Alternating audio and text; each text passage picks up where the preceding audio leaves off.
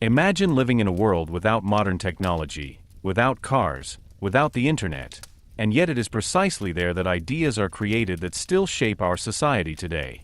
A world full of mighty gods, great wars, clever thinkers, and legendary heroes. That's exactly where we're taking you now, to ancient Greece. But before we dive into this fascinating time together, I have a question for you. Which achievement of the ancient Greeks do you find most important to this day? Democracy, philosophy, or maybe something completely different? Be sure to write your opinion in the comments below. I'm really curious what you think. In this series, you'll discover step by step how small city-states became one of the most influential cultures in world history, and why their ideas still influence our everyday lives today. If such stories excite you and you don't want to miss anything, then show it with a like and subscribe to the channel. But enough words now, let's travel back together to the world of ancient Greece. Chapter 1. The World of the Aegean. If we really want to understand the history of ancient Greece, we have to start at the very beginning. Not with kings, wars, or philosophers, but with the landscape itself. Hardly any other civilization was so strongly influenced by its surroundings as that of the Greeks. The world in which they lived was not a wide, fertile plain like in Egypt or Mesopotamia. Instead, a rugged land full of mountains, islands, and narrow coastal strips awaited them, a world that separated and connected at the same time. The heart of this world was the Aegean Sea, a sea that stretched like a blue net between the Greek mainland and the coast of Asia Minor. Everywhere islands rose out of the water, small barren pieces of land that looked like natural bridges between the regions. This geographical peculiarity had enormous consequences. While great empires often arose from wide, contiguous areas, Greece was fragmented by nature. High mountains such as the Pindos Mountains crisscrossed the country and made overland travel difficult and time-consuming.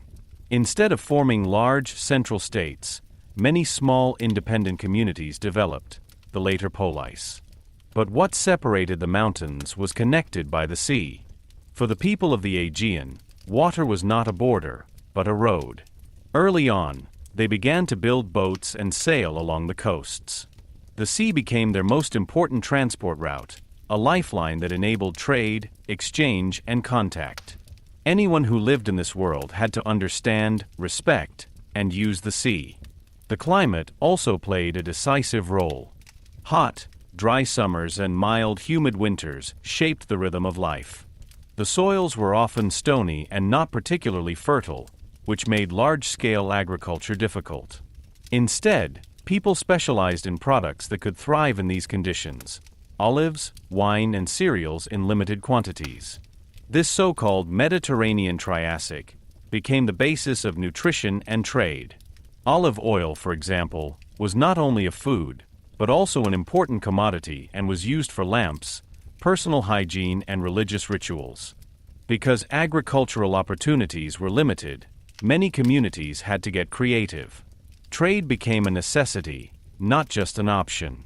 People exchanged their products for what they could not produce themselves: metals, wood, or luxury goods. Thus, trade networks emerged early on, stretching across the entire Aegean Sea and beyond. These contacts brought not only goods, but also ideas, technologies, and cultural influences. A particularly important element of this world was the coastal location of many settlements. Most of the larger towns were built near the sea. There was access to food, trade routes, and communication. Ports became centers of life, places where people from different regions met. These places can be thought of as lively hubs where traders, sailors, and travelers exchanged stories, spread news, and passed on knowledge. However, nature not only presented people with challenges, it also offered opportunities. The many islands of the Aegean Sea made it possible to travel in stages. You never had to go too far out to sea, but could navigate from island to island. This made seafaring safer and promoted its development. At the same time, this structure created a feeling of closeness between distant regions. Despite the geographical fragmentation, a cultural network emerged that formed the basis for a common Greek identity. But this world has not always been peaceful. The limited resources also led to competition. Fertile land was scarce, and many communities were in direct competition with each other. This could lead to tensions and conflicts, a pattern that was to run throughout Greek history. At the same time, however, this situation also promoted innovation and adaptability. If you wanted to survive, you had to be flexible, find new ways, and assert yourself. Another decisive factor was the isolation of individual regions. Separated by the mountains, many communities developed independently of each other. Each region had its own traditions, dialects, and political structures. This diversity became a trademark of the Greek world. There was never the one Greece in the modern sense, but rather a multitude of city-states that were connected by language, religion, and culture, but remained politically independent. This particular mixture of separation and connection is perhaps the key to understanding Greek development. On the one hand, geographical conditions prevented the emergence of a large, centralized empire. On the other hand, they promote exchange between the individual communities. Ideas could spread without a single power controlling everything. This created space for diversity, competition, and creative development. The relationship of humans to nature itself was also shaped by this environment. The Greeks experienced their world as powerful and sometimes unpredictable. Storms on the sea, earthquakes, and droughts were real dangers. These experiences were reflected in their religion. Their gods were not distant, abstract beings, but embodied the forces of nature. The sea was associated with Poseidon, the sky with Zeus, the earth with other deities. Nature was not only a living space, but also a central component of thinking and belief. When we imagine this world, we do not see a uniform, calm landscape, but a dynamic, complex structure. Small villages cling to mountain slopes, while ships moor down on the water and traders unload their goods. Farmers work in barren fields, while seafarers explore new routes. Everywhere there is movement, exchange, adaptation. These conditions laid the foundation for everything that was to follow. The political structure of the polis, the importance of trade, the openness to new ideas. All of this has its origins in the geography of the Aegean. Even the famous Greek curiosity, the pursuit of knowledge and understanding, could be seen as a reaction to this diverse, challenging environment. Because those who live in such a world quickly learn to ask questions. How does the sea work? Why do the seasons change? How can you build better ships? How do you organize a community under difficult conditions? These questions led not only to practical solutions, but also to a deeper reflection on the world, a way of thinking that would later find its expression in philosophy. Thus, the history of ancient Greece does not begin with an event, but with a landscape. A landscape that shaped, challenged, and inspired. A world in which every bay, every island, and every mountain played a role. And a world that taught people to adapt, network, and think beyond their own horizons. With this understanding in mind, we can now take the next step and turn our attention to the first great cultures that emerged in this unique environment. Because it was from this world of the Aegean Sea that the first advanced civilizations emerged, which laid the foundation for what we know today as ancient Greece. Chapter 2: The First Advanced Civilizations. Now that we have become acquainted with the special world of the Aegean, a crucial question arises. Who were the first people who not only inhabited this landscape, but also developed complex cultures in it? The answer leads us to two of Europe's most fascinating early civilizations, the Minoan culture in Crete and the Mycenaean culture in mainland Greece. They form the foundation on which classical Greece would later emerge. Let's start on the island of Crete.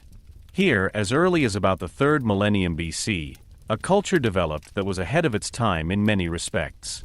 The Minoans, named after the legendary king Minos, created one of the first advanced civilizations in Europe.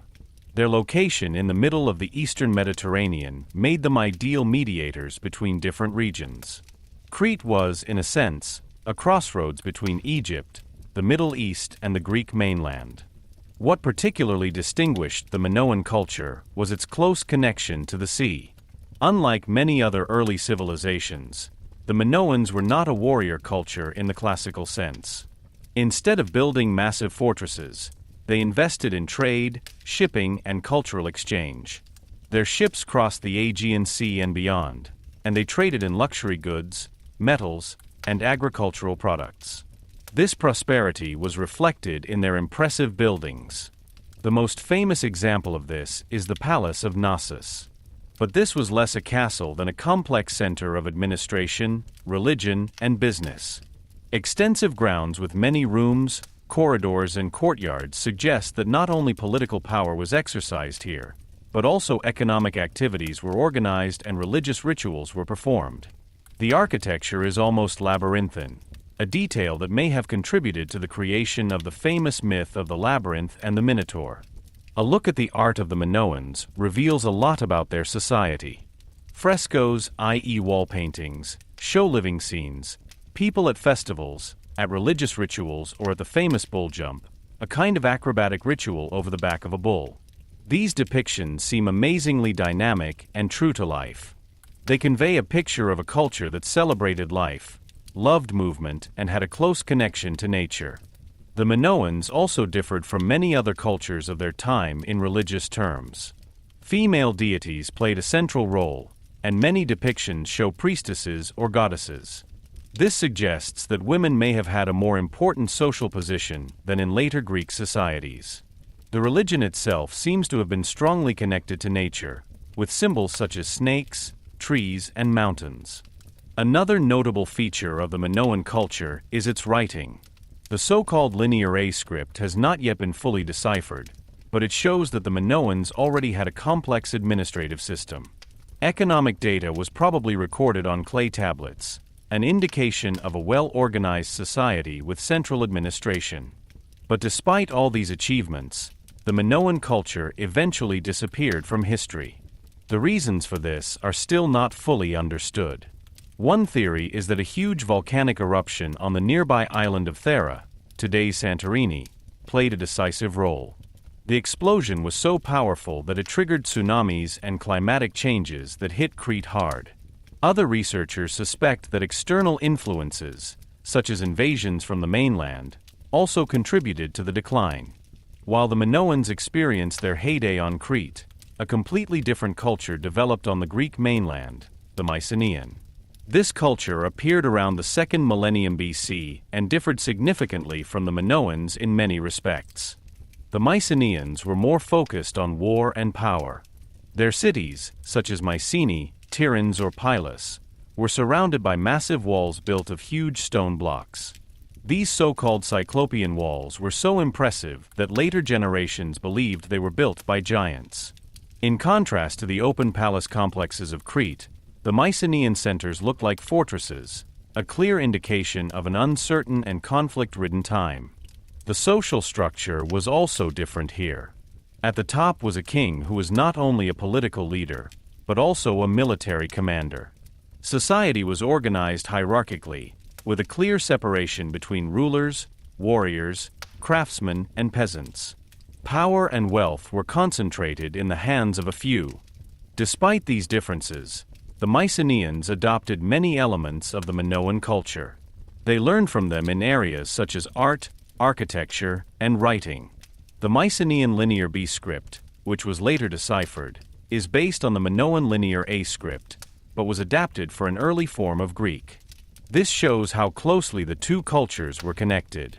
A particularly fascinating aspect of the Mycenaean culture is its connection to the great myths of Greece. Many stories that we know from later times have their origin here.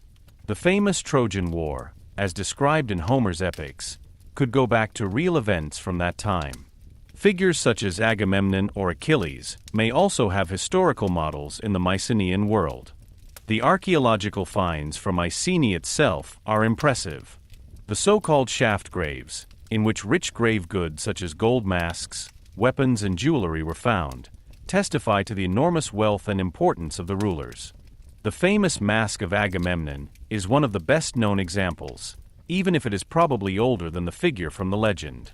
In contrast to the more peaceful Minoans, the Mycenaeans were also active far beyond their homeland. They participated in trade throughout the Mediterranean, but were also militarily present. Their ships reached coasts in Asia Minor, the Middle East, and possibly even further. This expansion helped to increase their influence, but it also brought conflict. But the Mycenaean culture did not last either. Around 1200 BC, there was a dramatic collapse of many civilizations in the eastern Mediterranean, an event often referred to as the Bronze Age collapse. The Mycenaean palaces were also destroyed, and many cities were abandoned.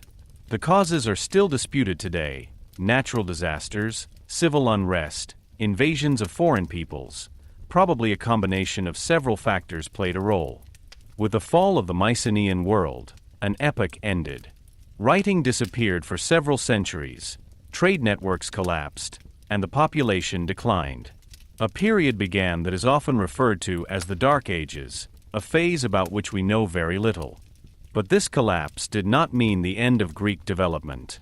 On the contrary, the experiences and achievements of the Minoan and Mycenaean cultures lived on in memories, myths, and traditions. They formed the cultural background on which the classical Greek world could later develop. So when we look back at these first advanced civilizations, we see two different but interconnected paths: the open, trade-oriented world of the Minoans and the power-conscious, warlike society of the Mycenaeans. Both had a lasting impact on the identity of the region. And perhaps it is precisely in this interplay that the key to understanding Greece lies: the ability to absorb influences, adapt, and at the same time go its own way. The world of the Aegean was never static, it was always in motion. And it was precisely this dynamic that made it one of the most exciting locations in early human history. In the next chapter, we will see what happened when these early cultures collapsed, and how this crisis gave rise to a new phase that would pave the way for later Greece. Chapter 3: The Collapse and the Dark Ages. Around 1200 BC, something happened in the eastern Mediterranean that fundamentally shook the world at that time. Within a few decades, several great civilizations collapsed, including the Mycenaean culture on the Greek mainland. Palaces were destroyed, cities abandoned, trade networks disintegrated.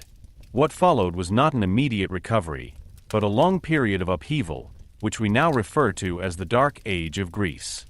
But this term is somewhat misleading. Dark here does not necessarily mean chaotic or meaningless, but above all one thing, we know comparatively little about this time. Written sources are almost completely missing, as the linear B script also disappeared with the fall of the Mycenaean palaces. Without written records, historians are dependent on archaeological finds, and these often provide only fragmentary insights. First of all, the question arises: why did this dramatic collapse occur in the first place? The truth is that there is no single, simple cause. Rather, it seems to have been a chain of several factors. Some evidence points to natural disasters. Earthquakes, droughts, or climatic changes could have destroyed crops and destabilized entire regions. Other theories speak of internal unrest. Power struggles, social tensions, or uprisings could have caused the already fragile structures to collapse. A particularly well-known explanation is that of the so-called Sea Peoples. Egyptian sources report of foreign groups that came from the sea and attacked various coastal regions. Whether these groups were actually responsible for the demise of the Mycenaean world is disputed, but they show that the entire region was on the move. Migrations, conflicts, and uncertainty characterized this time. For the people who lived at that time, this change must have been dramatic.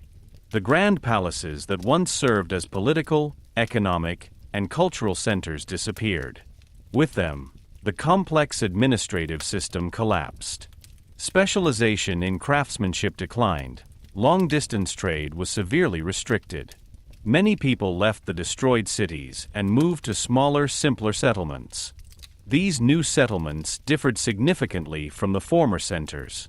Instead of monumental buildings, modest houses were built, often made of simple materials such as clay and wood. The population was more dependent on self-sufficiency.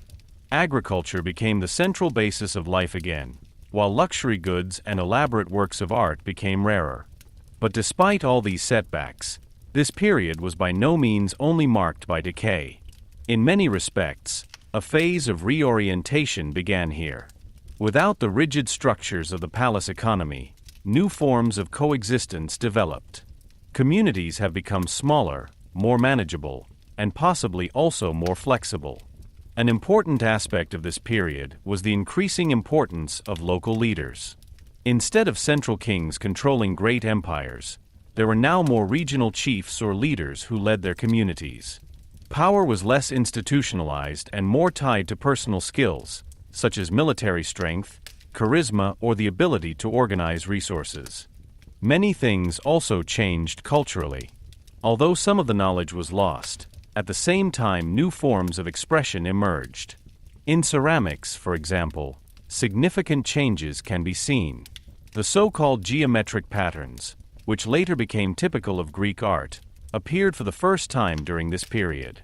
Clean lines, simple shapes, and recurring patterns replaced the more complex depictions of the Mycenaean period. Another decisive change concerned mobility. While many people lived in fixed structures during the Mycenaean period, there were now increased migratory movements. Groups of people left their original regions and settled elsewhere. These migrations helped spread cultural influences and create new connections. A particularly important example of this is the so-called Greek colonization, which reached its peak later, but has its roots in this period. People began to establish new settlements, first within the Aegean Sea, later far beyond. This movement was driven by the lack of resources, but also by the desire for new opportunities. Despite the lack of written sources, we know that stories and memories from this time were passed on, but orally. Poets and singers told of past heroes, great wars, and legendary events. These oral traditions formed the basis for the later epics we know today. Even though they were not written down until centuries later, they reflect memories of the Mycenaean world and the turbulent time that followed. These stories paint a picture of a changing world. Heroes fight not only against external enemies, but also with the challenges of an uncertain reality. Honor, courage, and loyalty are becoming central values, perhaps precisely because the world around them is unstable. Another important advance of this time was the gradual introduction of iron as a material. While the previous era was strongly influenced by bronze, iron now began to be used. This material was more readily available and robust, which had a major long-term impact on tools, weapons, and the economy as a whole. The so-called Iron Age therefore marks not only a technological change, but also a social one. Slowly, over several centuries, the situation began to stabilize. The population grew again, settlements became larger and better organized. Trade gradually increased again, first regionally, later also over longer distances. Contacts with other cultures, for example in the Middle East, led to new impulses. One of the most important turning points was the reintroduction of writing. During the 8th century BC, the Greeks adopted an alphabet based on Phoenician models and adapted it to their own language. This new writing system was simpler and more flexible than the old syllabaries and made it possible for the first time for broader sections of the population to read and write. With the return of writing, a new phase of cultural upswing also began. Stories that had previously only been passed on orally could now be recorded. Laws, contracts, and records were documented in writing. Knowledge became more accessible and could be preserved for generations. So when we look back at the so-called Dark Ages, we see a time of transition. It was a phase of loss, but also of a new beginning. Old structures disappeared, but this created space for new developments. The foundations for the later city-states, for political diversity, and for the cultural flowering of Greece were laid during this time. Perhaps it is precisely this mixture of crisis and renewal that makes this epoch so decisive. Without the collapse of the Mycenaean world, there might never have been the same form of Greek society as we know it later. The challenges forced people to break new ground, adapt, and reshape their world. So this chapter does not end with a clear conclusion, but with a slow transition. Out of the darkness, something new begins to emerge. Small communities grow, ideas develop, and the foundations for a new order are laid. In the next chapter, we will see how these developments gave rise to the first polis, the city-states that shaped ancient Greece and were to become one of the most influential political models in history. Chapter 4: The Birth of the Polis. After the centuries of upheaval that followed the collapse of the Mycenaean world, a new form of coexistence slowly began to develop in Greece. Small, often isolated communities gave rise to something completely new, the polis. This word is often translated as city-state, but its meaning goes far beyond that. The polis was not just a geographical place, but a political, social, and cultural system that fundamentally shaped people's lives. Imagine a typical Greek landscape: hills, valleys, small plains, surrounded by mountains and often not far from the sea. In such an environment, a settlement grew up, which over time developed into a polis. In the center, there was usually a fortified hill, the Acropolis. It served not only as a shelter in times of danger, but also as a religious center where temples to the gods were built. At the foot of this hill lay the city proper. Here were residential houses, workshops, markets, and public squares. Particularly important was the agora, an open square that served as a meeting place, marketplace, and political center. This is where citizens met, exchanged goods, discussed politics, and decided on important matters. In a way, the agora was the heart of the polis. But what really distinguished the polis was not its architecture, but its community. A polis consisted of its citizens, free men who had the right and duty to participate in political life. This idea was revolutionary.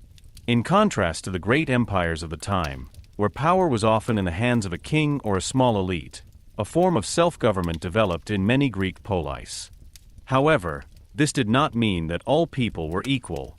Women, slaves, and foreigners were usually excluded from political rights. Nevertheless, the idea that citizens decide their affairs together was a significant step in the history of political systems. The formation of the polis was closely linked to the geographical conditions that we have already learned about in the first chapter. The mountains and valleys of Greece meant that many communities developed independently of each other. Instead of a large unitary state, numerous small entities emerged, each with its own laws, traditions, and political structures. This diversity was both a strength and a challenge. On the one hand, it promoted innovation and competition. Each polis was able to develop its own solutions, go its own way, and adapt to its specific conditions. On the other hand, it also led to conflicts. Rivalries between the polis were frequent and could lead to open wars. An important step in the development of the polis was the increasing organization of political life. In the beginning, many communities were still dominated by local leaders or nobles. But over time, new institutions emerged. Assemblies in which citizens came together to make decisions gained in importance. Offices were also introduced to take on certain tasks, such as administration, justice, or military leadership. These changes were often the result of social tensions. With the growth of the population and economic development, new groups emerged that demanded more influence. Farmers, craftsmen, and traders no longer wanted to be subject to the decisions of a small elite. In many polis, therefore, reforms were carried out that aimed to distribute power more widely. Another important element of the polis was the military organization. In a world where conflicts between city-states were frequent, each polis had to be able to defend itself. This developed into the concept of the citizen soldier. Free men were not only political actors, but also part of the army. They fought together in the so-called phalanx, a dense formation of heavily armed foot soldiers. This military structure also had political consequences. Whoever was responsible for defending the polis also claimed a say. Thus, the development of warfare indirectly contributed to strengthening political participation. In addition to politics and the military, religion also played a central role in the life of the polis. Each city had its patron deity, to whom temples and festivals were dedicated. Religious rituals strengthened the sense of community and connected the citizens with each other. Festivals, sacrifices, and processions were not only spiritual events, but also social and political. The polis was thus a complex structure of various elements, geographical, political, military, religious, and social. All these aspects were closely interwoven and influenced each other. A particularly notable aspect of the polis was the strong sense of belonging. People did not identify primarily as Greeks in the modern sense, but as citizens of their respective polis. This identity was deeply rooted and shaped people's thoughts and actions. Loyalty to one's own city was of central importance. At the same time, however, there were also connecting elements between the different polis. The common language, similar religious ideas, and cultural traditions created a feeling of togetherness. Events such as religious festivals or sporting competitions provided opportunities where people from different cities came together. Another decisive factor for the development of the polis was the increasing economic networking. Trade played an increasingly important role, both within Greece and with other regions of the Mediterranean basin.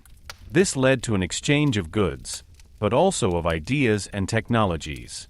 In this context, a new phase of expansion also began.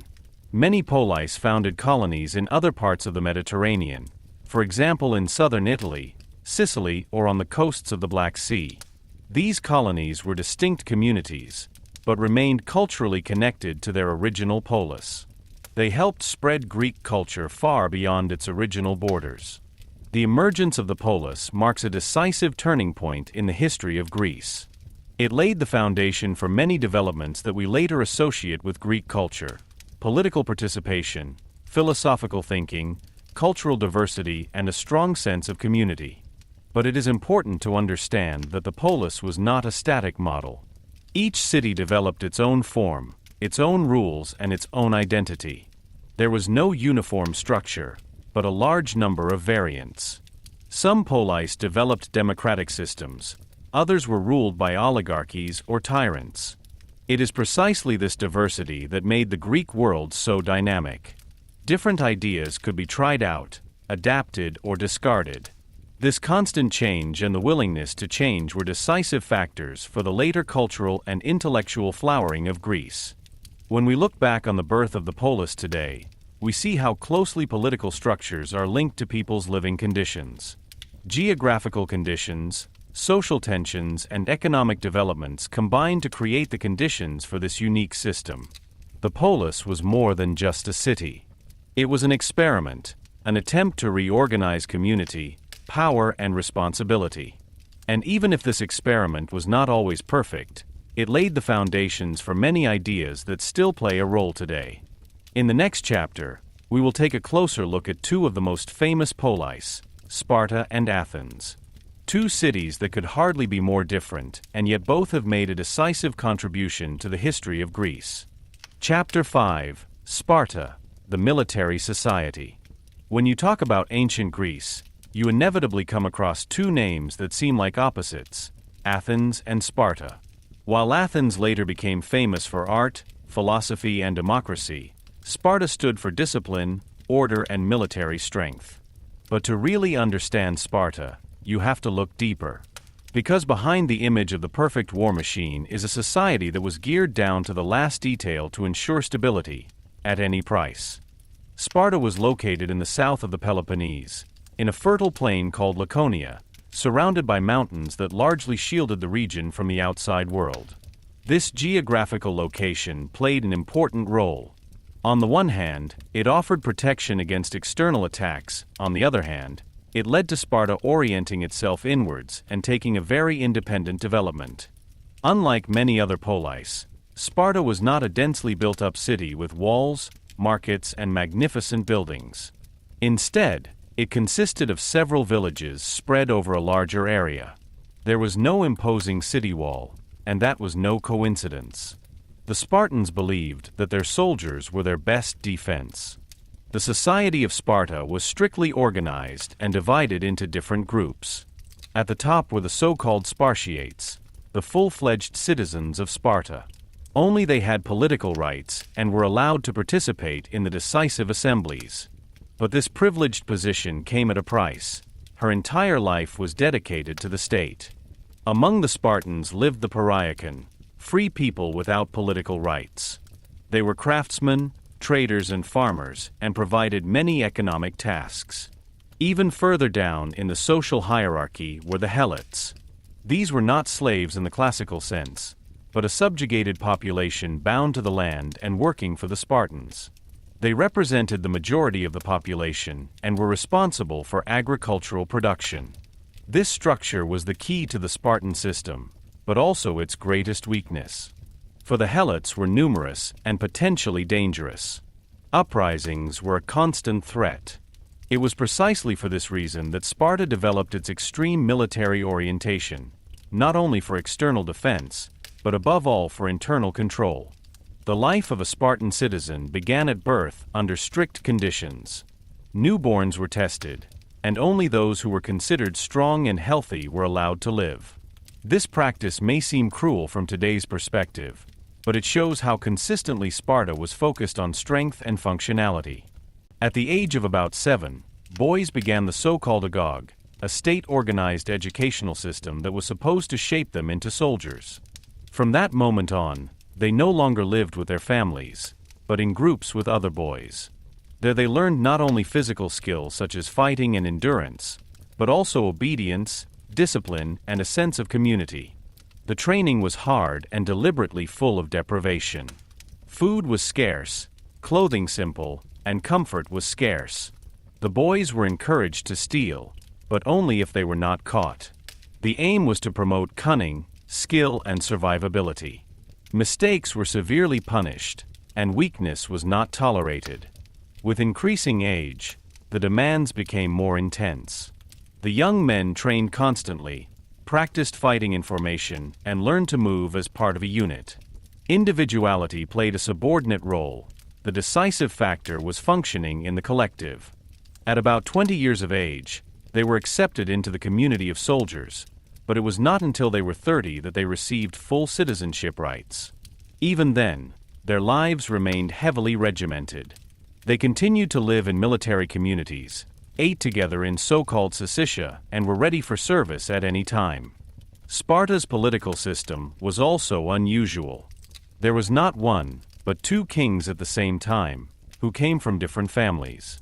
This dual monarchy was intended to create a balance of power and prevent a single ruler from gaining too much influence. The kings mainly had military tasks and led the army in war.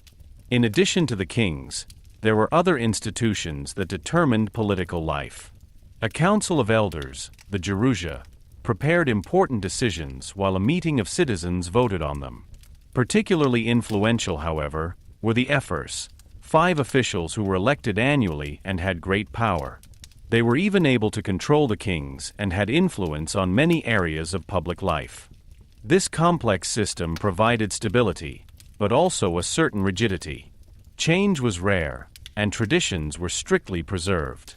Sparta was not interested in innovation, but in preservation. A particularly fascinating aspect of Sparta is the role of women. Compared to other Greek polis, Spartan women had an unusually large amount of freedom. They received physical training, could own land, and often managed large parts of the household. The reason for this was simple. While the men spent almost their entire lives in military service, the women had to take on many tasks. Spartan women were also raised to be strong and confident. They were expected to give birth to healthy children, future soldiers. The saying that Spartan mothers gave their sons is famous: "Come back with your shield, or on it." A sentence that impressively reflects the uncompromising attitude of the society. Despite their strength and discipline, the Spartan society was not without its problems. Dependence on the helots remained a constant risk. To prevent uprisings, the Spartans even developed special measures. One of them was the so-called crypt, a kind of secret unit of young men that monitored helots and eliminated potential insurgents. This practice shows how much fear and control permeated the system. Sparta also differed culturally from other polis. Art, literature, and philosophy played a lesser role. Instead, the focus was on military training and practical skills. However, this does not mean that Sparta was completely culturally poor. It simply developed other priorities. Over time, Sparta became one of the most powerful military powers in Greece. His army was considered almost invincible, and his discipline was admired and feared by many. But it was precisely this strength that also became a problem. The rigid structure made it difficult to adapt to changing conditions. While other polis evolved, embraced new ideas and changed their systems, Sparta remained largely unchanged. What was once his greatest strength, stability and discipline, became a weakness in the long term. Nevertheless, Sparta left a lasting impression. It showed how far a society can go when it is completely focused on one goal. It was an extreme example of how order, duty, and community can be placed above individual freedom. When we look at Sparta today, we see more than just a military power. We are seeing an experiment, a society that has consciously chosen a certain path and pursued it with all consistency. In the next chapter, we turn to the opposite pole, Athens. A city that took a completely different path and whose ideas were to shape the world in a completely different way. Chapter 6, Athens, Cradle of Democracy. While Sparta stands for discipline, military strength, and strict order, a completely different model of coexistence developed in another polis, one that is still considered a milestone in political history today. Athens, located in the Attica region, became the cradle of democracy, a place where people began to govern themselves and share political responsibility. But this path was neither easy nor straightforward. It was marked by conflicts, reforms, and far-reaching changes. Athens was located in a rather barren landscape that was not particularly suitable for intensive agriculture. But it was precisely this circumstance that contributed to the Athenians looking for other ways to secure their prosperity early on.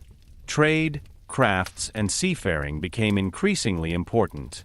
The proximity to the sea and an easily accessible port, the later Piraeus, made Athens an important hub in the Mediterranean. Like many other polis, Athens began as a society in which a small group of nobles held power. These aristocrats controlled the country, determined politics, and had great influence on the legal system. For the general population, this often meant dependence and insecurity. Farmers got into debt, could lose their land, and in the worst case, were even forced into debt bondage. These social tensions increased over time and led to a situation that was hardly stable. Athens was at a turning point. Either society would continue to break apart, or it would change. In this phase, a personality came on the scene who was to play a decisive role, Solon. Solon was not a revolutionary subversive, but a reformer.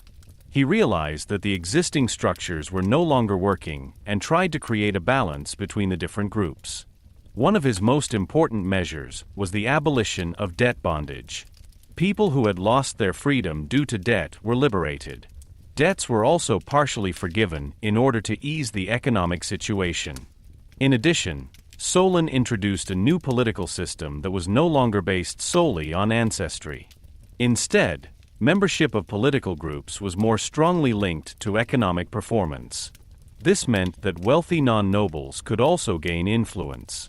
At the same time, he created institutions that allowed for broader participation, such as a people's assembly in which citizens could vote on important issues. But although Solon's reforms were an important step, they did not solve all problems. Athens remained a society in transition, and tensions between different groups persisted. In this uncertain situation, a single man finally took power, Pisistratos, a so-called tyrant. Today, the word tyrant has a very negative meaning, but in ancient Greece it initially simply referred to an autocrat who was not legitimized by traditional structures. Pisistratos skillfully exploited the discontent of the people and established a stable rule. Interestingly, he did not rule exclusively for his own benefit. He promoted trade, supported farmers, and invested in public projects. Under his leadership, Athens continued to develop economically and culturally. After his death, his sons took power, but their rule was less successful and eventually ended in a coup. This moment marked the beginning of a new phase, a phase in which Athens took the decisive step towards democracy. A central player in this process was Cleisthenes. He carried out far-reaching reforms that fundamentally changed the political system. One of his most important ideas was to weaken the power of the nobility by reorganizing the population. Instead of being divided by family or origin, citizens were divided into new units that covered different regions. This prevented individual groups from gaining too much influence. Cleisthenes also strengthened the popular assembly, the so-called ecclesia. Here, all male citizens were able to participate, discuss, and vote on laws. This direct participation was a central feature of Athenian democracy. Decisions were not made by a few, but by the community of citizens. Another important element was the Council of 500, which took over the day-to-day administration and prepared the People's Assembly. The members of this council were chosen by lot, a procedure to ensure that as many citizens as possible had the chance to take on political responsibility. The jurisprudence has also been reformed. Large jury courts, consisting of citizens, decided important cases. This made the legal system more transparent and less dependent on individual rulers. These developments made Athens a unique political experiment. For the first time in history, a larger community of people was actively involved in political decision-making. But even this democracy had its limits. Women, slaves, and strangers were still excluded. Political participation was therefore limited to a certain part of the population. Nevertheless, the system was revolutionary. It encouraged discussion, reasoning, and the ability to consider different opinions. Politics was no longer understood as a matter of a few, but as a common task. This political development also had cultural consequences. In a society in which people had to speak publicly and persuade, rhetoric gained in importance. Education became more important, and interest in knowledge grew. Philosophers began to ask fundamental questions. What is justice? What is a good life? How should a state be organized? Art and architecture also experienced an upswing. Public buildings, temples, and theaters were built that were not only functional, but also met aesthetic requirements. Athens developed into a center of cultural innovation. A decisive factor for this rise was also the increasing importance of seafaring. Athens built up a strong fleet that was of great importance not only militarily, but also economically. Trade flourished, and the city gained influence throughout the Mediterranean. But with growing power came new challenges. Athenian democracy not only had to prove itself internally, but also to withstand external threats. Conflicts with other polis and with large empires repeatedly put the system to the test. Despite all the difficulties, Athens remains a milestone in history. It showed that a society is capable of organizing itself, sharing responsibility, and making political decisions together. Many of the ideas that were developed there still have an impact today. When we look at Athens, we see not just a city, but a concept, the idea that people can shape their own future. A concept that was not perfect, but laid the foundation for many modern political systems. In the next chapter, we will dedicate ourselves to another central aspect of the Greek world, religion, gods, and myths that have profoundly shaped people's thoughts and lives. Chapter 7: Gods, Myths, and Religion. When we imagine life in ancient Greece, there is one thing we must not underestimate: the ubiquitous importance of religion and mythology. For the Greeks, the world was not just a place of stone, water, and sky. It was filled with divine forces, with beings who guided fate, explained natural phenomena, and accompanied human life. Religion was not a demarcated area of life, but permeated everything, from politics and everyday life to war and peace. The gods of the Greeks were not distant, unapproachable beings. On the contrary, they were surprisingly similar to humans. They loved, argued, were jealous, proud, vengeful, or generous. These human characteristics made them tangible, but also unpredictable. The Greeks did not believe in an almighty, perfect God, but in a whole pantheon of deities, each representing certain areas of life and nature. At the head of this world of gods was Zeus, who was considered the ruler of heaven and the supreme god.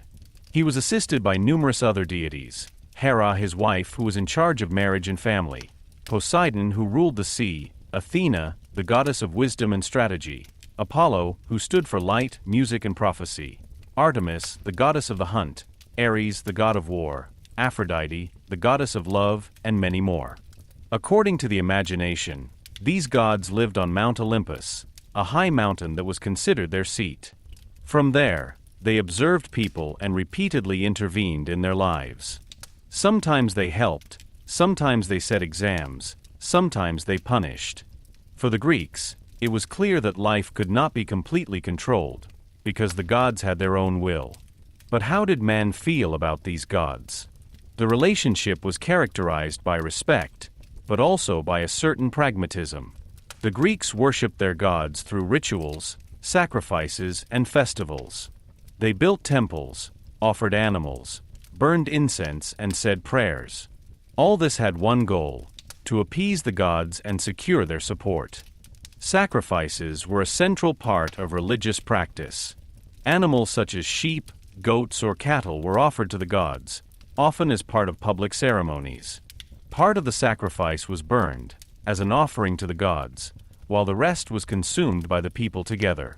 These rituals therefore had not only a religious, but also a social function. They strengthened the sense of community and connected people with each other.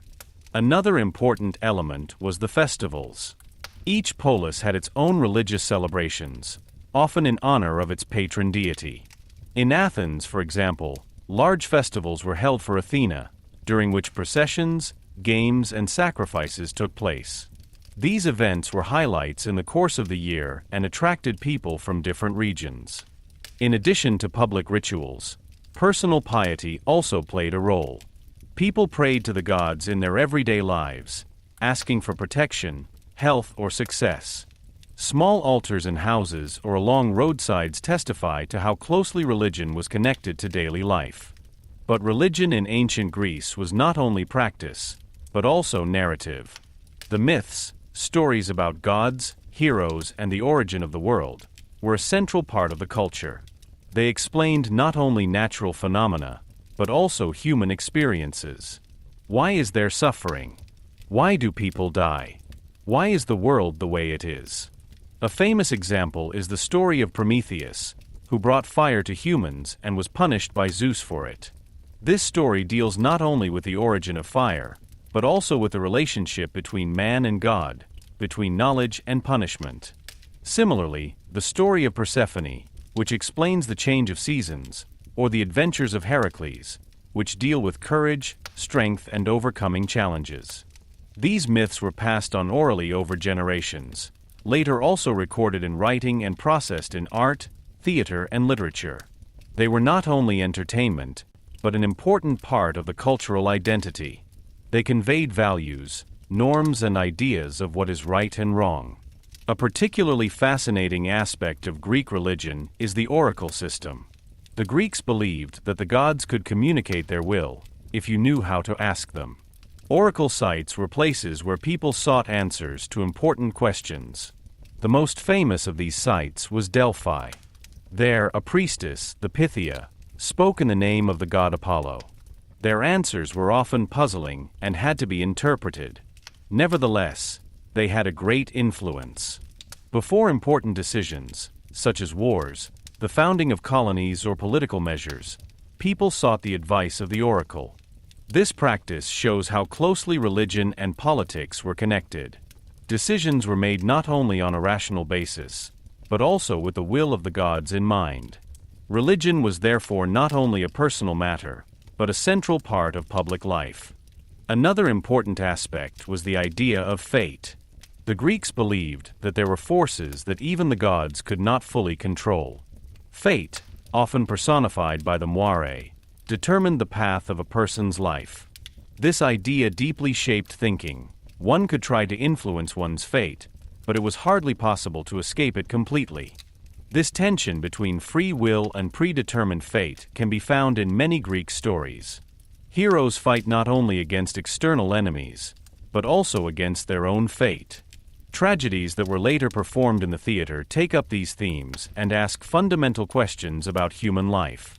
The theater itself originally developed from religious festivals. Especially the tragedies and comedies that were performed in large amphitheaters often had religious roots. They told stories from mythology, asked moral questions, and offered the audience the opportunity to reflect on themselves and the world. It is also interesting to note that the Greek religion did not have any holy scriptures in the classical sense. There was no central authority to determine exactly what had to be believed. Instead, religion was flexible and diverse. Different regions could have different ideas, and new ideas could be integrated. This openness allowed the Greek religion to change and evolve over time. At the same time, however, it also led to the fact that there was no uniform doctrine. Religion was more of a common understanding, a network of rituals, stories, and traditions. When we look at the role of religion in ancient Greece, we realize how closely it was connected to all areas of life. It offered orientation in an uncertain world, explained the inexplicable, and created a common basis for living together. But it was more than just a system of beliefs. It was a mirror of the human experience, with all its ups and downs. The gods weren't perfect, and that's exactly why they were so close to humans. In the next chapter, we will see how this rich cultural and religious foundation led to further developments, especially in the fields of art, architecture, and philosophy that made ancient Greece a center of thought and creativity. Chapter 8: Art, Architecture, and Philosophy.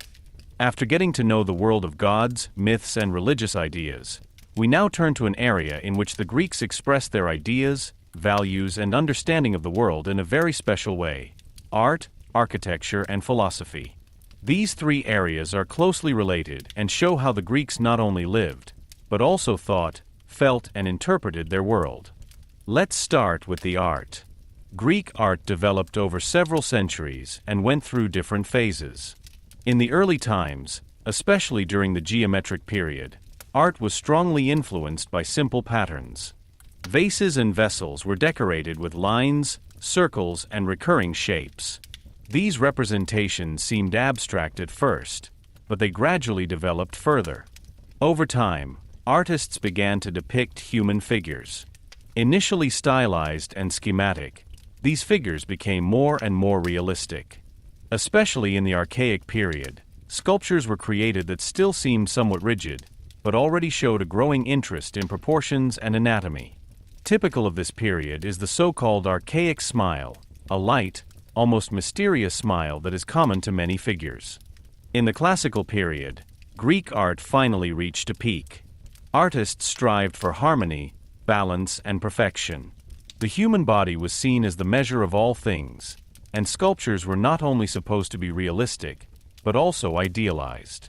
Muscles, movements, and postures were depicted with great accuracy. At the same time, the artists tried to express inner peace and balance.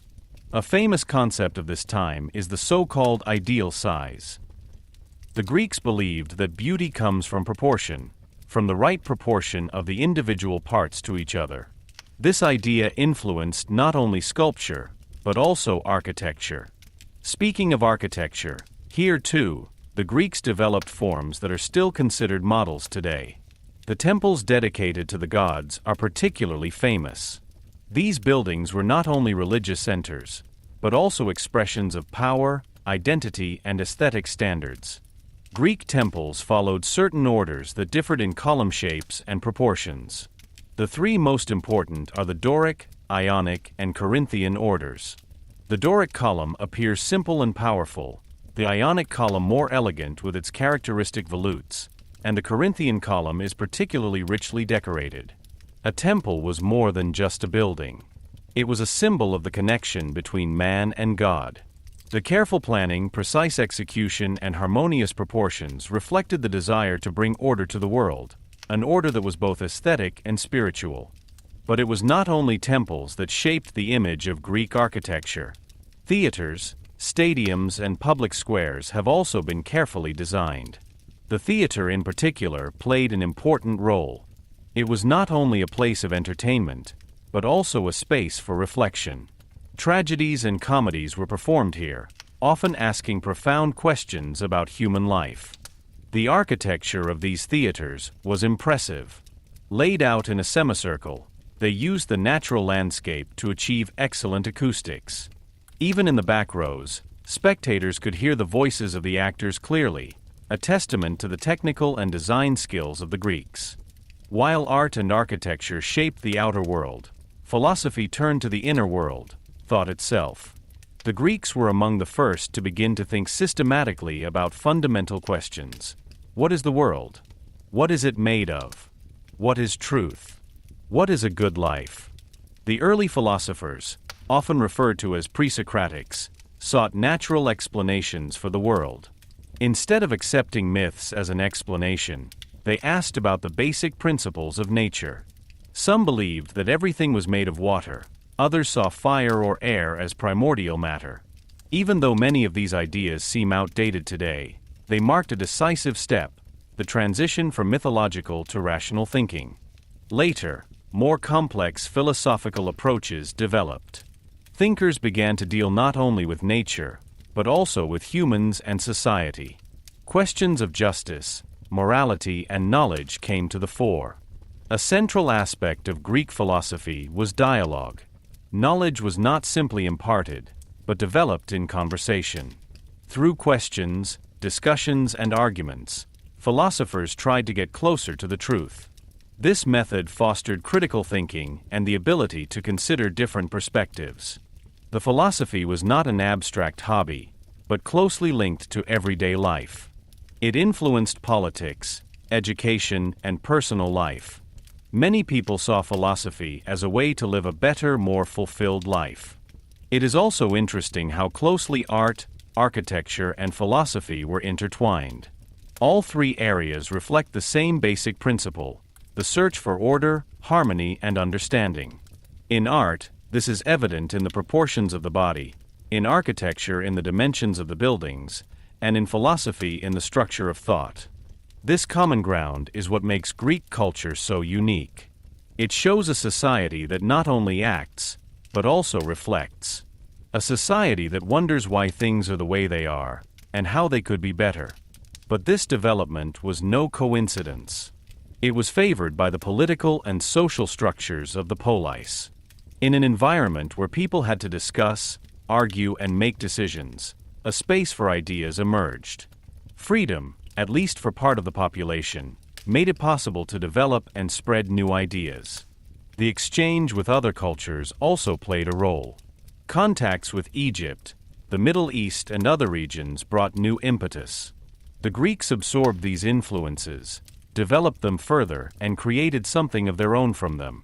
When we look at the achievements of Greek art, architecture, and philosophy today, we see their enormous influence. Many principles that were developed at that time still shape our world, be it in the design of buildings, in the representation of the human body, or in thinking about ethics and society. But perhaps the most important contribution of the Greeks is not a single work or a particular idea, but an attitude, the willingness to ask questions, to observe, to analyze, and to shape.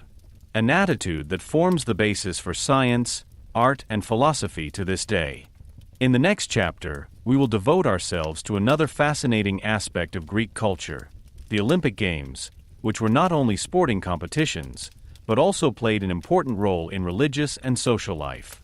Chapter 9: The Olympic Games. When we think of the Olympics today, we see huge stadiums, international competitions, and athletes from all over the world. But the origins of these games lie in a completely different time, in ancient Greece. There, the Olympic Games were much more than just sporting competitions.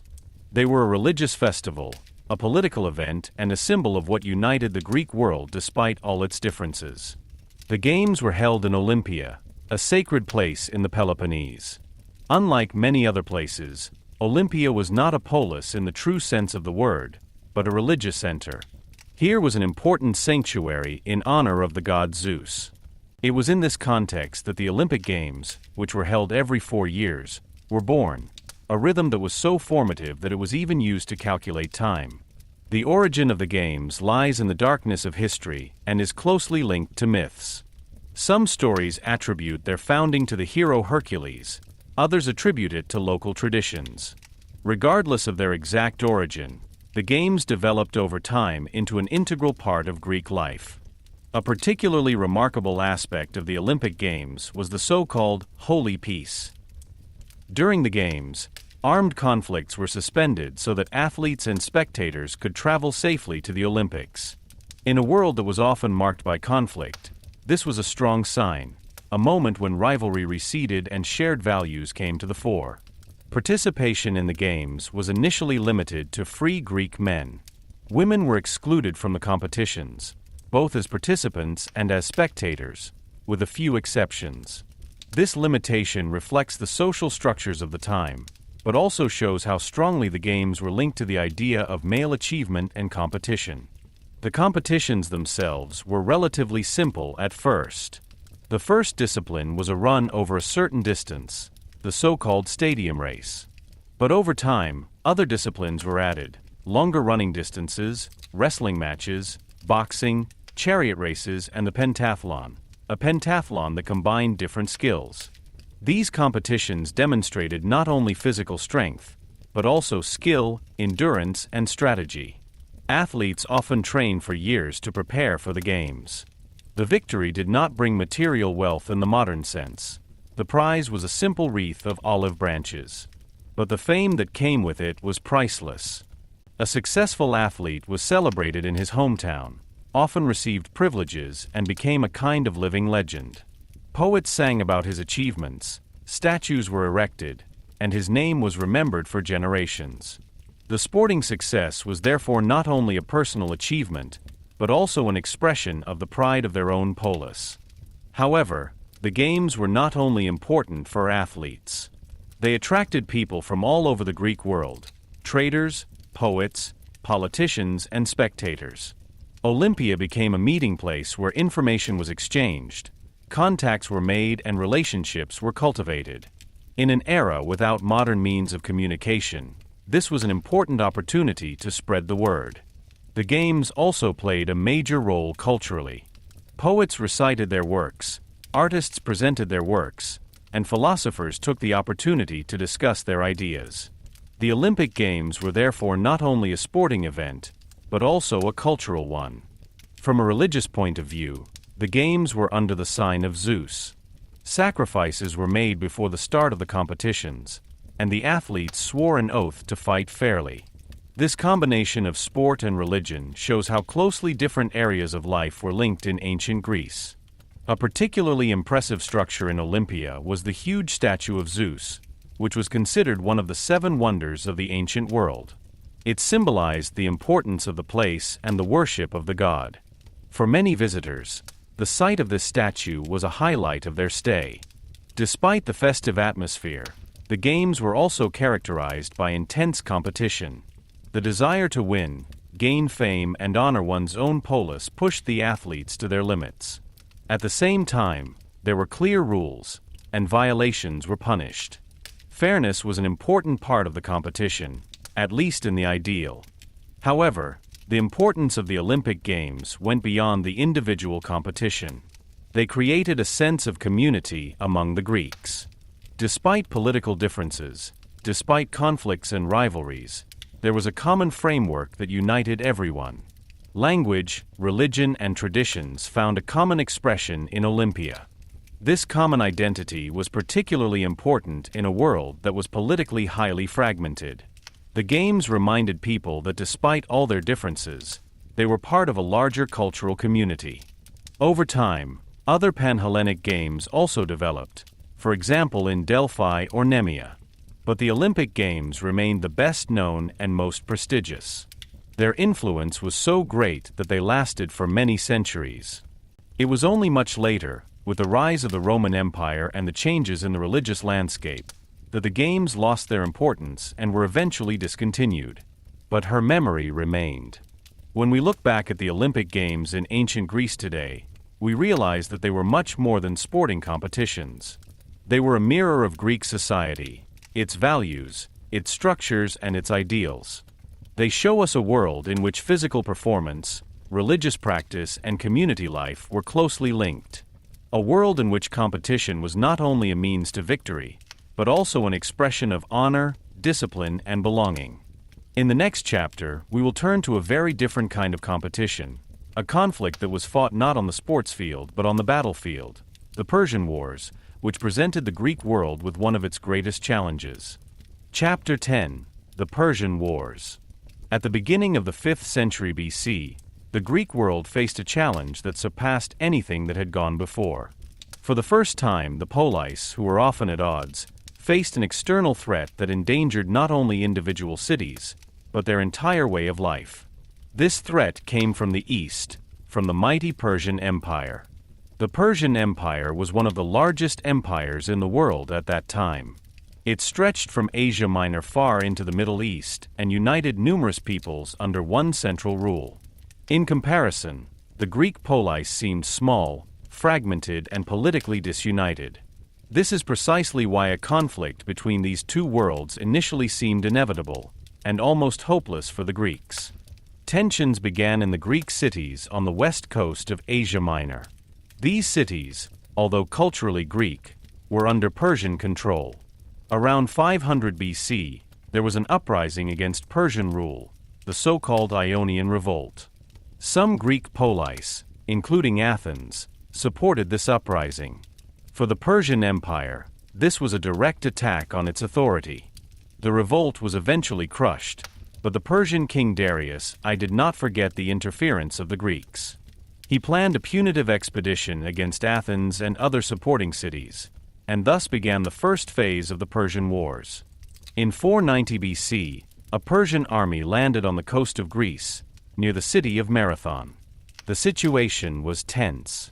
The Athenians faced a numerically superior army, and many considered victory unlikely. But what followed became one of the most famous moments in Greek history. The Athenians opted for a direct attack. In a surprising offensive, they succeeded in pushing back the Persian troops and finally defeating them. The Battle of Marathon became a symbol of courage, determination, and the ability to stand up to seemingly overwhelming opponents. But this victory was only a first step. The Persian Empire was by no means defeated, on the contrary. A few years later, the new king Xerxes I was preparing for an even bigger campaign. This time, Greece was to be completely subjugated. The Greeks knew that they had little chance on their own. But something decisive happened. Many polis, who were otherwise often in rivalry with each other, joined forces. Athens, Sparta, and other cities formed an alliance to defend themselves together. This collaboration was anything but a matter of course, and that is precisely why it was so remarkable. The Persian campaign began in 480 BC. A huge army, accompanied by a large fleet, was moving towards Greece. The Greeks had to decide where and how they wanted to resist. One of the most famous episodes of this period is the Battle of Thermopylae. A narrow pass, considered a strategically important point, was defended by a small Greek force, led by Spartan warriors. Despite being outnumbered, they held out for several days and delayed the advance of the Persians. Even though the Greeks were eventually defeated, their resistance had great symbolic significance. He showed that even in hopeless situations, courage and sacrifice can make a difference. The history of this battle later became a central part of the Greek culture of remembrance. While the Persians continued to advance, Athens was evacuated. The city itself was destroyed by the Persians, but the Athenians had already taken a decisive step. They relied on their fleet. The Greek fleet, led by Athens, opposed the Persians in the Strait of Salamis. This narrow passage was no coincidence. It restricted the freedom of movement of the larger Persian fleet and played into the hands of the Greeks. The Battle of Salamis became a turning point. Through clever tactics and the use of geographical conditions, the Greeks succeeded in decisively defeating the Persian fleet. This victory considerably weakened the Persian forces and forced Xerxes to withdraw a large part of his army. But the conflict was not over yet. The following year, the decisive Battle of Plataea took place. Here, the united Greek troops met the remaining Persian forces and achieved a clear victory. At the same time, the Persian fleet was also defeated at Mycale. With these victories, the immediate threat from the Persian Empire ended. Greece remained independent, and the Polis had shown that together they were capable of resisting even a powerful empire. But the significance of the Persian Wars goes far beyond the military events. They had a profound impact on the Greek world. On the one hand, they strengthened the self-confidence of the Greeks. The victory over such a large empire was seen as proof of the superiority of their way of life, especially their political systems. On the other hand, they changed the balance of power within Greece. Athens, which had played a central role in the naval battles, gained considerable influence. It used this advantage to build up a system of alliances, the so-called Attic Sea League. Originally intended as a defensive alliance, this alliance increasingly developed into an instrument of Athenian power. However, this development also led to new tensions. While Athens expanded its position, other polis, especially Sparta, felt threatened. The cooperation that had been possible during the Persian Wars began to crumble. The Persian Wars also left their mark on culture. They were used in stories, plays, and works of art. They shaped the image of the struggle between freedom and foreign rule, between a small community and a large empire. These issues were to have a lasting influence on Greek identity. When we look at the Persian Wars today, we see more than just a series of battles. We see a moment when a fragmented world came together to face a common challenge. A moment in which decisions were made that significantly influenced the further course of the story. The Greeks not only won militarily, they also gained time. Time to further develop their political systems, develop their culture, and spread their ideas. Without this victory, the history of Europe might have developed very differently. But as is so often the case, success also brought new problems. The unity that had emerged in the face of the threat did not last permanently. In the next chapter, we will see how Athens expanded its power and began a period that became known as the Golden Age, a time of rise, but also of growing tensions. Chapter 11: The Golden Age of Athens. After the dramatic events of the Persian Wars, Athens began a phase that was later called the Golden Age. It was a time of prosperity, power, and cultural flourishing. But as so often in history, this splendor was not only the result of success, but also closely linked to political tensions and new challenges. Athens had played a decisive role in the Persian Wars, especially through its strong fleet. This military advantage gave the city not only security, but also influence. To protect themselves against future threats, several Greek polis founded an alliance, the so-called Attic Sea League. Officially, this alliance served as a common defense against the Persian Empire, but it soon developed into an instrument of Athenian power. The members of the League made contributions, either in the form of ships or money. These resources were administered in Athens, and increasingly used for Athenian interests. While some cities benefited from this protection, others felt increasingly pressured. Withdrawals from the alliance were not tolerated, and Athens began to secure its position with military force. Internally, however, Athens experienced a remarkable development. Under the leadership of Pericles, one of the most influential politicians of the time, democracy was further expanded. Pericles himself was not a tyrant, but an elected statesman who exercised great influence through his oratory and political skill.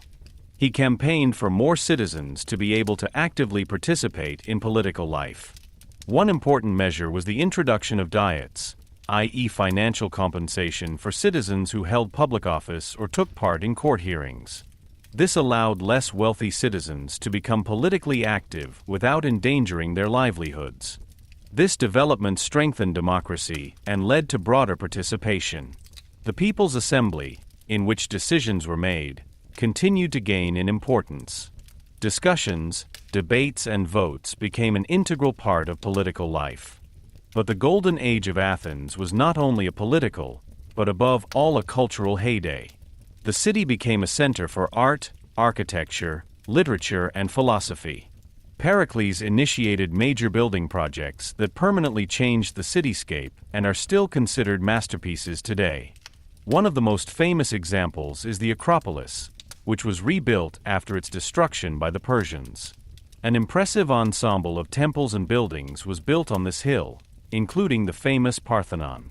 Dedicated to the goddess Athena, This temple embodies the ideals of classical Greek architecture: harmony, proportion, and aesthetic perfection.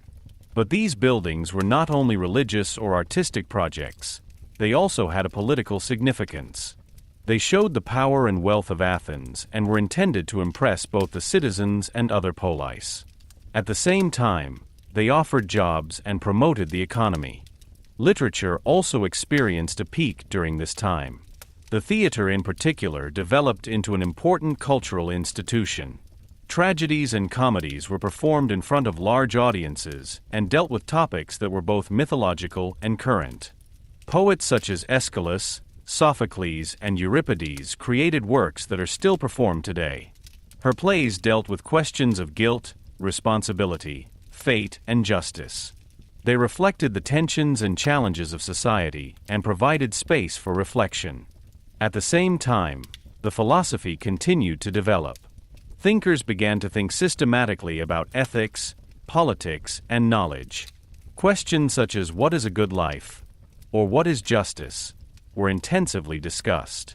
This intellectual movement helped to make Athens a center of thought. Another important area was education. In Athens, a culture emerged in which knowledge, rhetoric, and reasoning were valued. Young men learned to express themselves, to persuade, and to think critically. These skills were important not only for personal life, but also for participation in the political process. But despite all these achievements, the Golden Age was not without problems. The power of Athens, especially in the Attic League, led to tensions with other polis.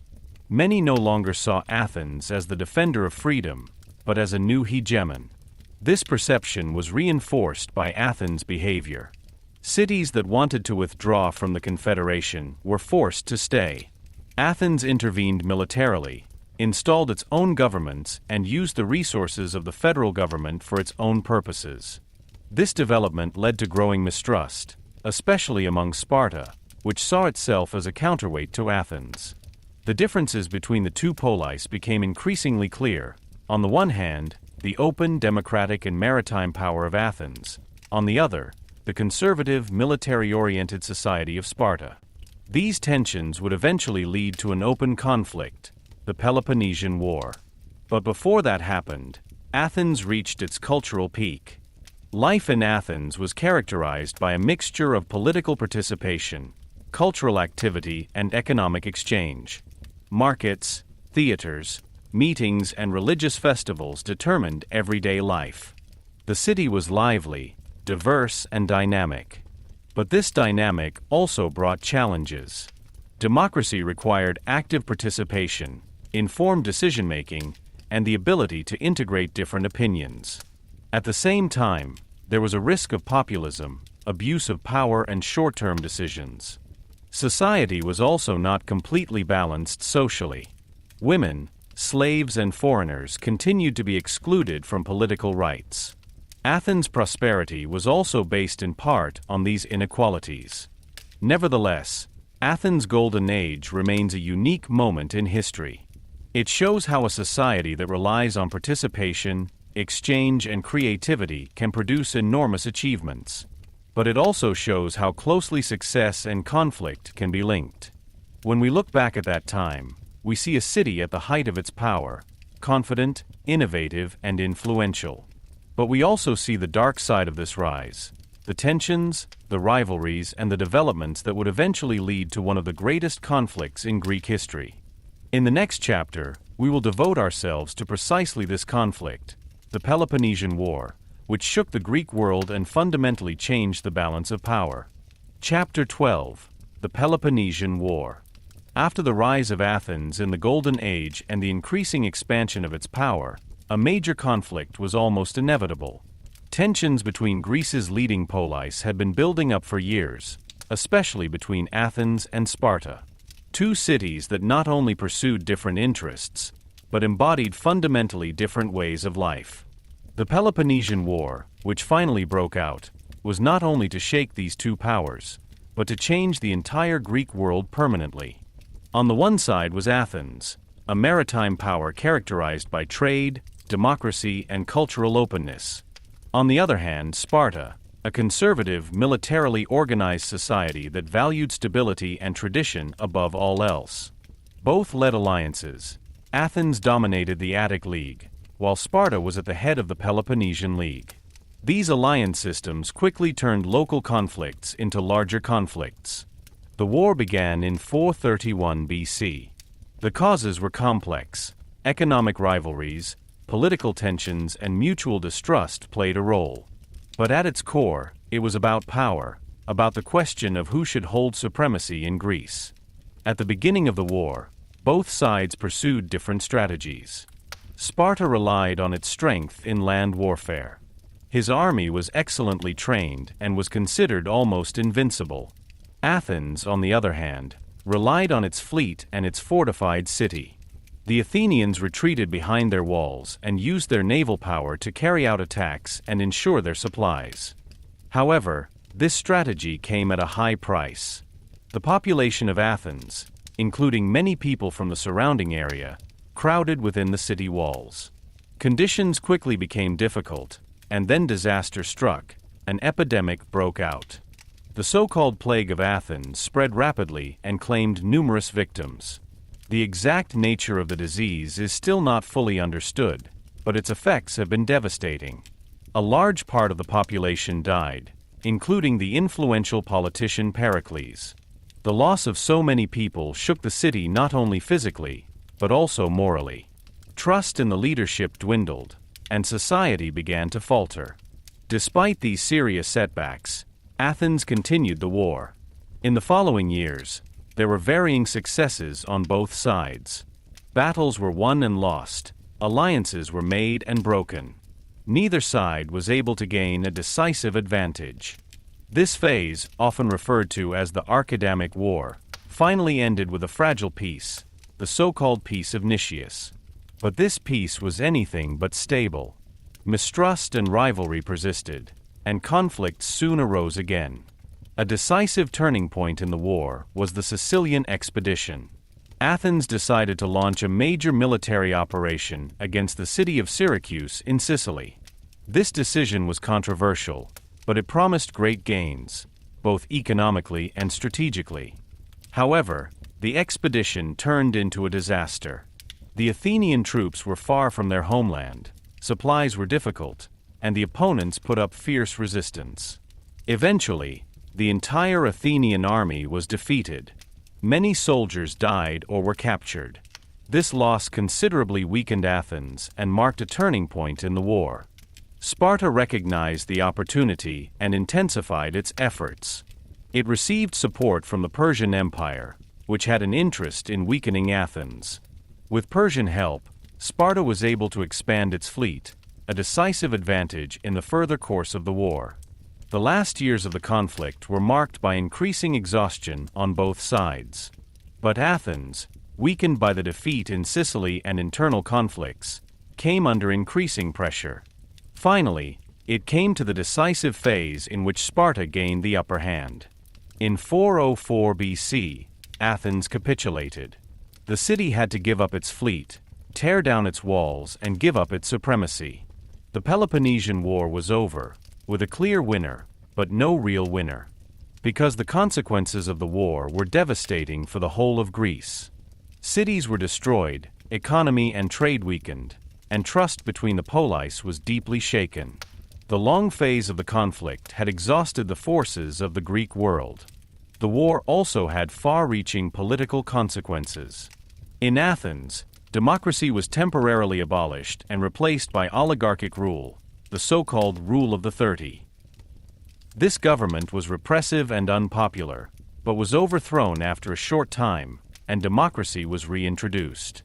Sparta, on the other hand, achieved its goal of defeating Athens, but was unable to establish a stable dominance.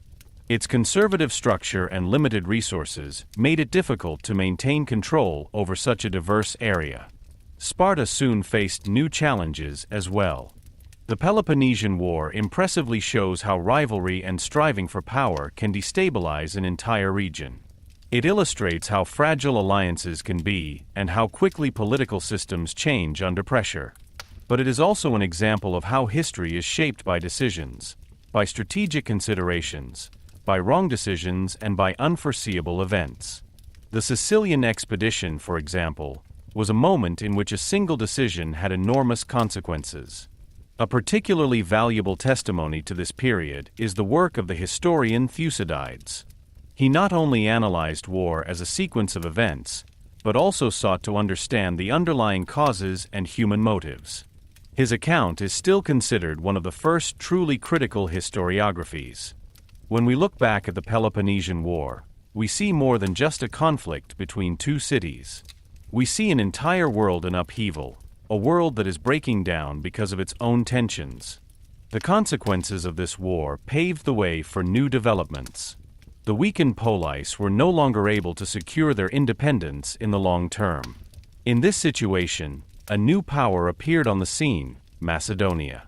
In the next chapter, we'll look at the rise of this new force and one of the most recognizable figures of antiquity, Alexander the Great, whose conquests were to change the world forever.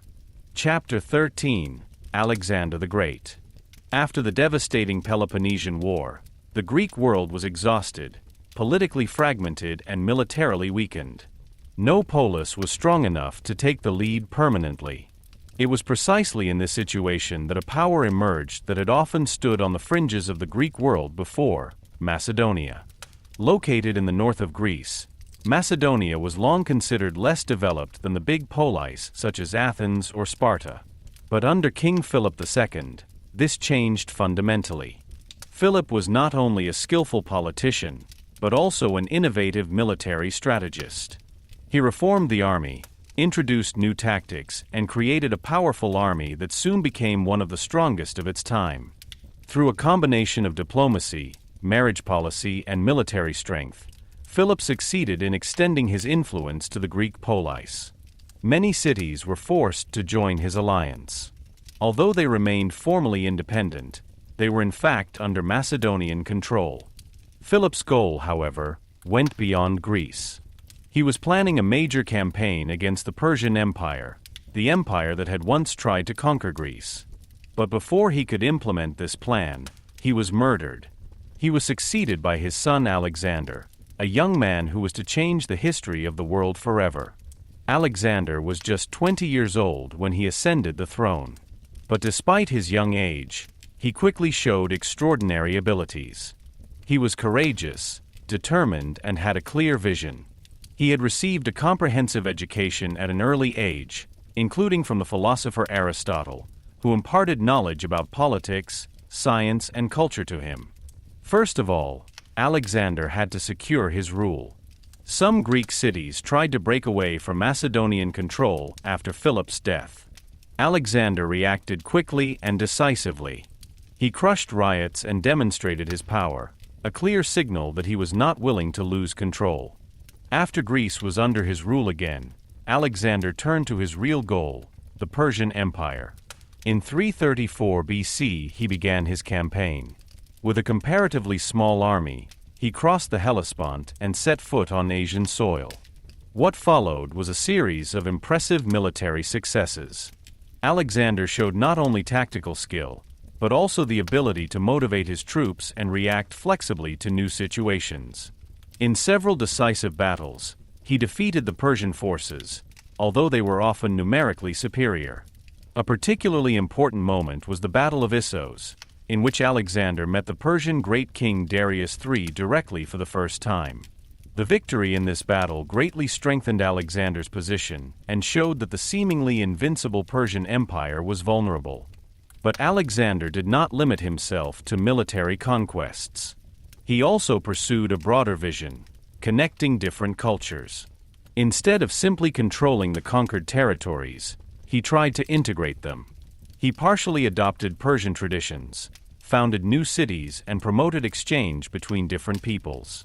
One of these cities that bore his name, Alexandria in Egypt, later became one of the most important cultural centers of the ancient world.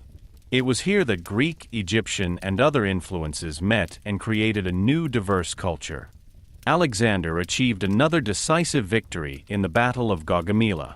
This battle marked the final collapse of Persian power.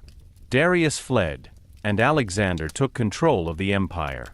Within a few years, he had conquered one of the greatest empires in history. But that was not the end of his campaign. Alexander moved further east, to India. His army followed him over enormous distances, through deserts, mountains, and foreign regions. But the further they advanced, the greater the challenges became. The soldiers were exhausted, supplies were difficult, and the distance to home grew. In the end, the troops refused to advance any further.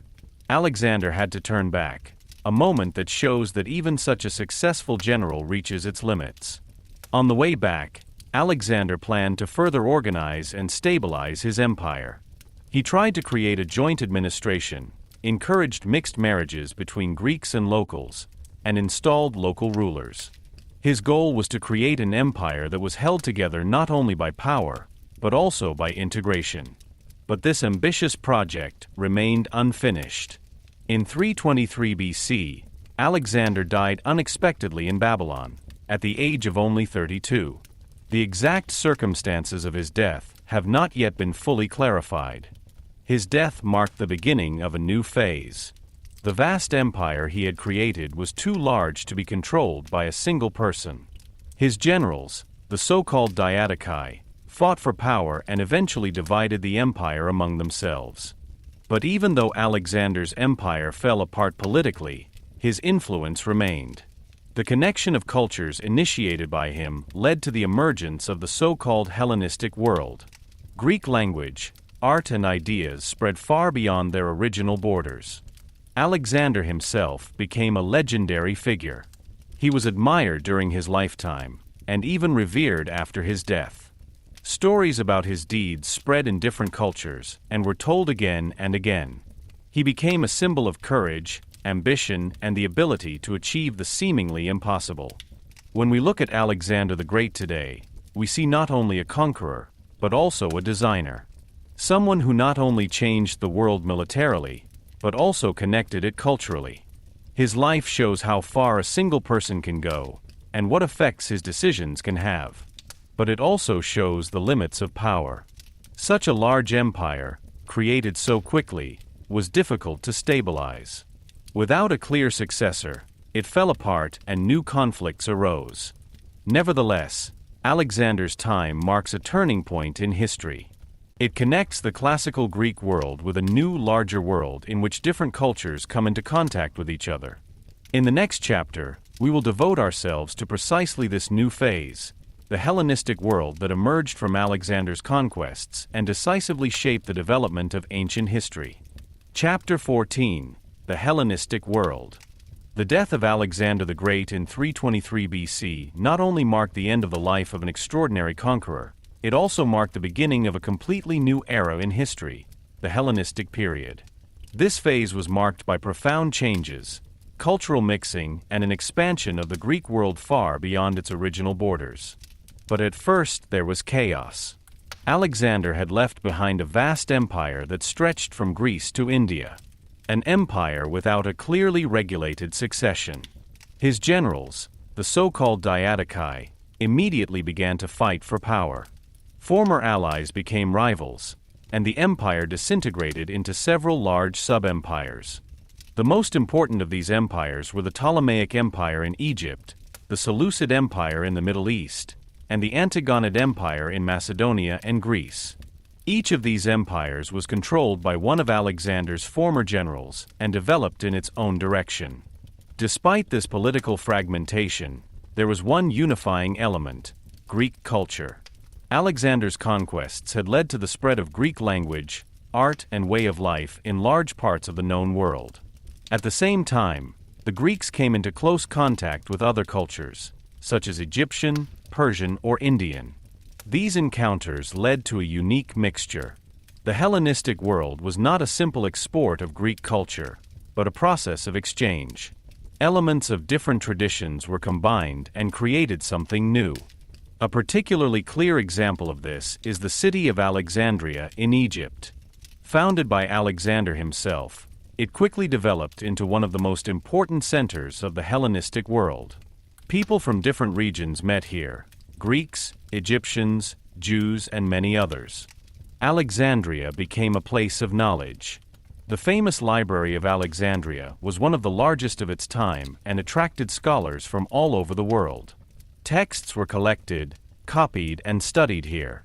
Science, philosophy, and literature experienced a new blossoming. During this time, thinkers made great strides in various fields. Mathematicians, astronomers, and physicians developed new theories and methods. The world was no longer only viewed philosophically, but also systematically explored. But it was not only science that continued to develop, art also changed. While classical Greek art often relied on harmony and ideal proportions, Hellenistic art became more diverse and emotional. Artists began to depict movement, expression, and individual feelings more strongly. Sculptures no longer only showed perfect bodies, but also pain, age, or tension. This development reflects the changed world, more complex, more diverse, and less clearly structured than before. The architecture also became more diverse. New cities emerged in different regions, often according to a plan structure with straight streets and clear structures. These cities were centers of administration, trade, and culture. Another important aspect of the Hellenistic world was the change in political structures. While in the classical period the polis was the focus, large kingdoms now dominated.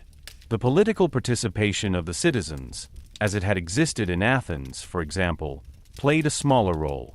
Instead, kings were at the center of power. They often presented themselves not only as rulers, but also as protectors and promoters of culture and religion. In some cases, they were even revered as divine, a concept that was adopted from Eastern cultures. This change also had an impact on people's self-image. While the Greeks used to identify strongly with their polis, they now lived in larger, often multicultural empires. Individual belonging became more complex, and many people were looking for new forms of orientation. In this context, philosophy once again gained in importance, albeit in a different form. While earlier thinkers had been heavily concerned with political issues, many Hellenistic schools of philosophy focused more on individual life. Schools such as the Stoa or Epicureanism tried to provide answers to personal questions. How can one lead a happy life? How do you deal with uncertainty, suffering, or change? In a world that had become larger and more confusing, people were looking for inner stability. Religion also continued to develop. The encounter of different cultures led to a mixture of religious ideas. New cults emerged that combined elements of different traditions. At the same time, personal religious experiences gained in importance. The Hellenistic world was thus characterized by diversity, culturally, politically, and intellectually. It was a world of encounter, exchange, and change. Borders were crossed and new connections were formed. But this diversity also brought challenges. The great empires were often unstable, marked by power struggles and internal conflicts. Control over far-flung areas was difficult, and the loyalty of the population was not always assured. In this situation, a new power appeared on the scene, Rome. While the Hellenistic empires were busy with each other, a state grew up in the West that was soon to dominate the entire Mediterranean world. The Romans began to interfere in the affairs of the Hellenistic world. First as allies or arbitrators, later as conquerors. Step by step, they took control of the various empires. Over time, Greece, Egypt, and other regions became part of the Roman Empire. This marked the end of the Hellenistic era, at least politically. But culturally, she lived on. This is because the Romans adopted many elements of Greek culture. Language, philosophy, art, and science had a profound influence on the Roman world. Greek culture thus became part of an even greater whole and spread further. When we look at the Hellenistic world today, we see a time of transition, a phase in which the boundaries of the known world expanded and new connections emerged. A time when people learned to deal with diversity and to develop new forms of living together. It shows us that culture is not static, but is constantly changing, through encounter, exchange, and adaptation. The Hellenistic world was not an end, but a new beginning. In the last chapter, we will finally devote ourselves to the end of ancient Greek independence, and at the same time its lasting legacy. Because even though Greece's political power dwindled, its influence on the world remained unbroken. Chapter 15: The Decline and Legacy of Greece. With the end of the Hellenistic period, the world of ancient Greece changed fundamentally again. The great empires that had emerged from Alexander's conquests had weakened each other for decades. Power struggles, internal conflicts, and external threats had undermined its stability. It was precisely at this stage that a new force emerged that was to reshape the political order of the entire Mediterranean: Rome.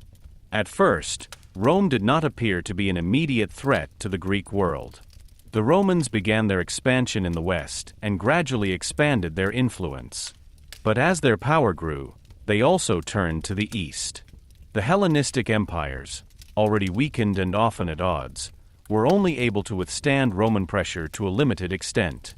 The first contacts between Greeks and Romans were not exclusively hostile. In many cases, the Romans initially acted as allies or mediators. They intervened in conflicts between Greek states and presented themselves as a force for order. But behind this role was a clear goal: to expand one's own influence. In the course of the 2nd century BC, there were finally direct conflicts. The Roman legions proved to be extremely effective. Step by step, the Hellenistic empires were defeated or made dependent. Macedonia fell, Greece was subjugated, and eventually Egypt, the last great Hellenistic empire, became part of the Roman Empire. With these events, the political independence of the Greek world ended. The Polis, once centers of independent decisions and identities, now became part of a larger empire. Their political importance declined, and many of their institutions lost influence. But Greece's decline was not a complete break. On the contrary, while political power waned, another form of influence began to grow, a cultural influence that was to reach far beyond the borders of the Old World. The Romans were deeply impressed by Greek culture. They admired their art, their architecture, their literature, and their philosophy. Many Roman elites were trained by Greek teachers, learned the language, and adopted numerous ideas. Greek gods were equated with Roman deities. Greek myths found their way into Roman literature, and Greek works of art were collected and imitated. In a way, one could say that Greece was defeated militarily, but culturally it conquered Rome. This influence is particularly evident in philosophy. The ideas of Greek thinkers were further developed and spread throughout the Roman Empire. Concepts such as ethics, logic, and political theory found their way into new contexts and shaped thinking for centuries. The Greek heritage also lived on in architecture. Column orders, proportions, and construction principles were adopted and further developed. Many buildings that we associate with antiquity today bear clear traces of Greek influences, even if they were built in Roman times. The Greek language also played a central role. In the eastern part of the Roman Empire, it remained the most important lingua franca for a long time. It was used in administration, education, and science, and connected people from different regions. But Greece's heritage is not limited to antiquity. Many of the ideas and concepts that emerged during this time still have an impact today. The idea of democracy, even if it has changed greatly over time, has its origins in the Greek polis. Philosophy, which asks questions about truth, justice, and the good life, still forms a basis for our thinking today. Science also owes important impulses to the Greeks. The idea of systematically observing and explaining the world laid the foundation for later developments. Mathematics, astronomy, and medicine were decisively shaped in the Greek world. Even in art and literature, there are traces of ancient Greece. Dramas, epics, and stories from this time are still read, performed, and interpreted. They deal with themes that are timeless: love, power, fate, responsibility. But perhaps Greece's greatest legacy lies in a certain attitude, a way of looking at the world. The Greeks asked questions. They did not simply accept what was given, but looked for explanations, for connections, for meaning. This curiosity, This pursuit of knowledge and understanding is a central part of their legacy. So when we look at the decline of Greece, we see that it is not so much an end as a transformation. Political independence was lost, but the cultural and intellectual impact increased. The Greek world became part of a larger whole, first of the Roman Empire, and later of other cultural developments. Their ideas were carried forward, adapted and reinterpreted. And this is precisely where their particular strength lies. Greece was never just a place, but also a system of thought, a collection of ideas that could evolve. This flexibility made it possible for his influence not to disappear with his political end. When we look back today, we see a history marked by change, from small communities in a rugged landscape, to powerful city-states and large empires, to a cultural tradition that has endured through the millennia. Ancient Greece is long gone, but its traces are everywhere. In our political systems, in our buildings, in our stories, and in our thinking. And perhaps that is precisely the real meaning of this story. It shows us that ideas can endure. That what people think, create and pass on often lasts longer than any power or empire. This ends our journey through the history of ancient Greece. But the questions that this time raised still accompany us today, and perhaps this is precisely where their greatest fascination lies.